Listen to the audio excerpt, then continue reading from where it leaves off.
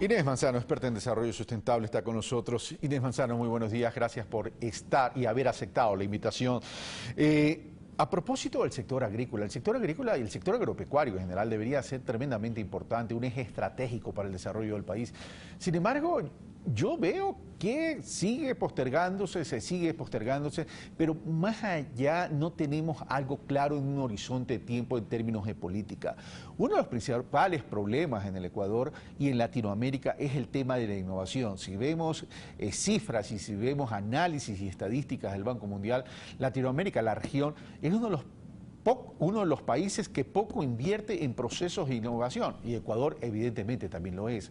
¿Cómo mejoramos entonces el tema de la innovación en el Ecuador cuando aparentemente o no hay recursos o no hay la decisión de poderlo, de hacerlo? Y por otro tema, ¿cómo, aparte de innovación, cómo introducimos tema de biotecnología para que apuntalen al sistema o al sector agrícola? Inés Manzano, buenos días, bienvenida.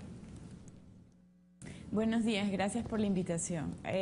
Realmente yo creo que hay que comenzar conociendo cuál es el propósito del país desde el presidente. Es decir, él acaba de lanzar el tema de toda una vida, y para toda una vida se necesita el sector agrícola indispensablemente, no solo para el alimento de esa persona, porque está alrededor del ser humano, sino también por el tema de las exportaciones que pueden generarse a partir del sector agrícola. Efectivamente, yo escuchaba al invitado anterior y no hemos tenido una coherencia en el sector agrícola, llevamos una década con esto, independientemente que pudo haber sido desde mucho antes, pero creo que hemos perdido valiosos recursos y tiempo para poder aplicar la innovación, porque la innovación debe de ser la política de seguridad alimentaria para el Ecuador.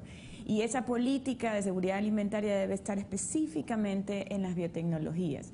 Y cuando yo hablo de biotecnología, no solamente es la biotecnología tradicional, sino también la moderna. Y sobre el tema de innovación, que es lo primero que hay que tener muy claro, en Ecuador no es un tema de recursos económicos. Los recursos o el financiamiento de la innovación no es difícil. No digo que están ahí a vista y disposición de todo el mundo, pero no es difícil levantar esos recursos. Es más, vale que no hay cultura de innovación. Y cuando tú no tienes una cultura de innovación, tú puedes solamente comenzar a hablar de un tema de la innovación, pero nunca terminas a tener un fruto adecuado.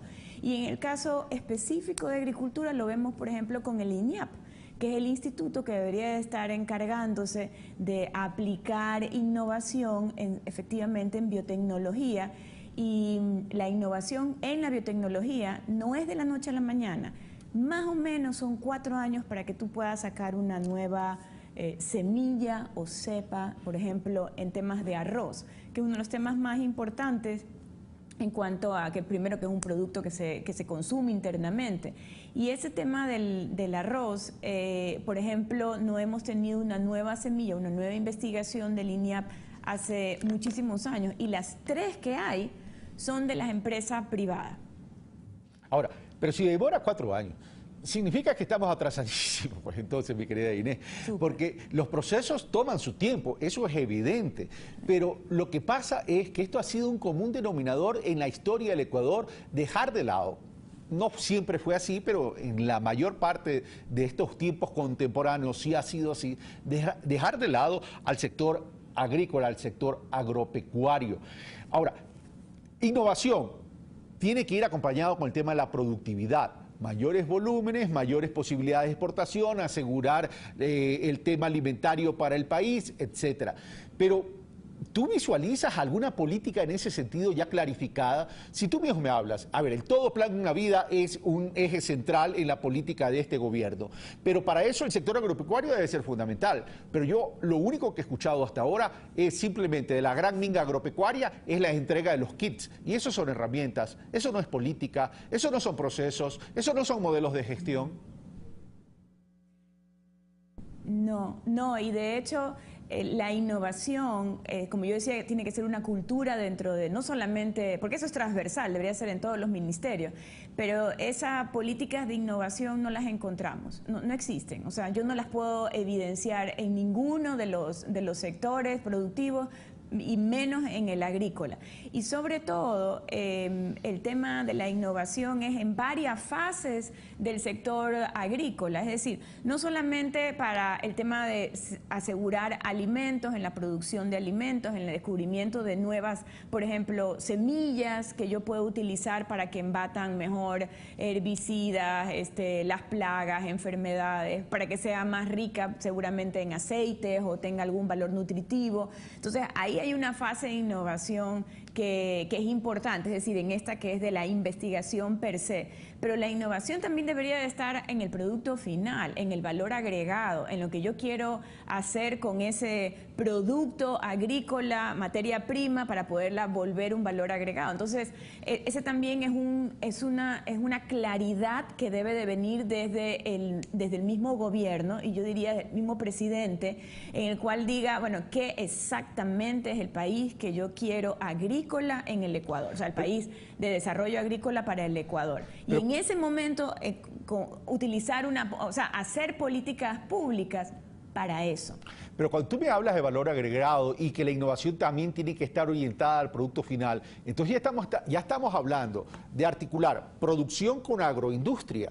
¿Qué tan factible es eso? ¿Y qué inversión se requiere para aquello? Tú dices, el problema no es recurso, el problema es un tema cultural. ¿Es factible? ¿Podemos apuntalar a eso en los próximos 4 años para ya comenzar a revertir una curva de crecimiento en este sector? Bueno, es factible porque los procesos de innovación, salvo esta fase que yo hablo acerca de la investigación per se, pueden ser generados con bastante rapidez, sobre todo en el sector, digamos, ya del valor agregado. Sin embargo, por ejemplo, en el COTAT, que es el Código para los Gobiernos Autónomos Descentralizados, sorprendentemente hay un artículo que habla de que las prefecturas, o sea, los gobiernos autónomos regionales, que no existen hasta ahora, los provinciales y las parroquias rurales tienen la potestad digamos, la responsabilidad de la productividad, tienen la responsabilidad del emprendimiento y tienen la responsabilidad de mejorar o agregar valores en la cadena productiva. Entonces, imagínate que no están los municipales, ojo, están solo los provinciales, que puedan ellos, con una política clara nacional, hacer uso de la innovación desde sus regiones, fuera absolutamente increíble. Por ejemplo, se está hablando en Manabí, hay esta Secretaría de la Reconstrucción y Reactivación Productiva. Ellos deberían de estar metidos en este momento en todo lo que tiene que ver con innovación, con biotecnología, con ver el sector agrícola per se. Pero claro, si no tienes una claridad desde el Estado, como es un ministerio, no lo va a tener tampoco esa secretaría. Ya, pero los gobiernos autónomos descentralizados sí lo pueden hacer también. Pero lo que tú me estás diciendo me lleva entonces a algo muy sencillo, es descongestionar las políticas de desarrollo, y eso me lleva a las agendas de desarrollo provinciales que deberían ser regionales, porque los gobernadores regionales todavía no existe esa figura, existe en la letra, pero no existe en la práctica. Pero ¿cómo potencializar entonces la presencia de los pequeños agricultores, de los pequeños productores, ¿verdad?, en términos de generar economía de escalas para que se beneficien con esas políticas de innovación, de biotecnología? Porque ahí tenemos otro problema. Tenemos a pequeños productores que no están muy bien preparados, que la política no los ha acompañado, más allá en determinados sectores como el cacao, por ejemplo. Que ha sido un modelo exitoso, pero vuelvo a repetir, por ejemplo, en temas de biotecnología, por decirlo, que vendría a ser una manera de innovar, todavía tenemos tareas pendientes como protección de esa investigación, como cuáles van a ser las sanciones para quien se robe esa investigación, porque sucede que yo cuando utilizo biotecnología en una semilla, resulta que alguien me la puede reproducir, la vende, y al final del día pues no hay esas regalías. La utilización por parte del INIAP, ellos tienen tienen el poder, digamos, de utilizar una metodología que se llama FLAR para hacer estas investigaciones. Entonces, apuntalar hacia ellos, darles la mayor respaldo posible para que ellos puedan seguir adelante. El tema, por ejemplo, interesante que hemos estado mirando a lo largo de estos 10 años, desde el 2008 que salió la Constitución, de esta prohibición de la biotecnología y después decir prohibición de la biotecnología moderna y riesgosa. Entonces, comenzar también desde que si hay un mensaje claro y eso está en la Constitución y eso no es de acuerdo a la realidad del Ecuador, porque el Ecuador la necesita para poderse desarrollar, por favor, señores asambleístas, ya aterricen. No pueden seguir, imagínense que prohíben en la Constitución y me siguen poniendo en la ley de semillas, en la ley de soberanía, en el mismo código de ingenios, voy a abreviarlo porque es un nombre largo, siguen hablando acerca de biotecnología y el uso de la biotecnología. Entonces, pongámonos de acuerdo, esa minga agropecuaria me parece que es muy linda y romántica, pero es práctica menos cero, porque lo que necesitamos ahorita es ir exactamente a donde crea valor, y la creación de valor está en tener una cultura de innovación y tener obviamente la biotecnología como parte de una política de seguridad alimentaria para el Ecuador. Inés Manzano, muchas gracias por estar con nosotros. Vamos a hacer un pulso político específico sobre estos temas. Un fuerte abrazo. Bueno, gracias. Hemos terminado por el día de hoy. Esto fue Pensamiento Crítico. Soy Carlos Rabascal. Excelente feriado, un fin de semana. Y recuerden, la libertad es como la vida. Tan solo la merecen aquellos que saben conquistarla todos los días. Independencia más libertad, pero libertad es generación de empleo. Libertad es capacidad de desarrollo de un país. Libertad es equidad. Libertad es erradicar la pobreza. Y para eso, esa libertad la construimos todos. Un fuerte abrazo.